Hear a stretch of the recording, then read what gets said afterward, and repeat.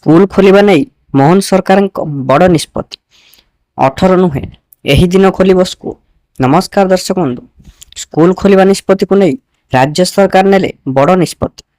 ତେବେ ଆସନ୍ତୁ ଜାଣିବା କେବେ ଖୋଲିବ ସ୍କୁଲ। ସ୍କୁଲ ଖୋଲିବା ନିଷ୍ପତ୍ତିକୁ ନେଇ ରାଜ୍ୟ ସରକାର ନେଲେ ବଡ଼ ନିଷ୍ପତ୍ତି।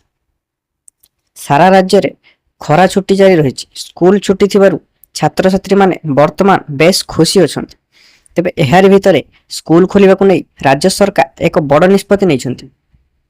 ତେବେ ପୂର୍ବ ନିର୍ଦ୍ଧାରିତ ସମୟ ଅନୁଯାୟୀ ଆସନ୍ତା 18 ତାରିଖରେ ଖରାଦିନ ଛୁଟି ଶେଷ ହୋଇଥାନ୍ତା, କିନ୍ତୁ ବର୍ତ୍ତମାନ ଏହାକୁ ଆଉ 2 ଦିନ ବୃଦ୍ଧି କରାଯାଇଛି। ବିଦ୍ୟାଳୟ ଓ ଗଣଶିକ୍ଷା ବିଭାଗ ପକ୍ଷରୁ ମିଳିଥିବା ସୂଚନା ଅନୁଯାୟୀ ଆସନ୍ତା 20 ତାରିଖରେ ସ୍କୁଲ ଖୋଲିବ। 20 ତାରିଖରେ ସାରା ରାଜ୍ୟରେ ସ୍କୁଲ ଖୋଲିବା ନେଇ ସବୁ ଜିଲ୍ଲା ଶିକ୍ଷାଧିକାରୀଙ୍କୁ ଚିଠି କରିଛି ବିଦ୍ୟାଳୟ ଓ ଗଣଶିକ୍ଷା ବିଭାଗ। ସ୍କୁଲ ଖୋଲିବା ପରେ ପୁଣି ଥରେ ମଧ୍ୟାହ୍ନ ଭୋଜନ ଦିଆଯିବ।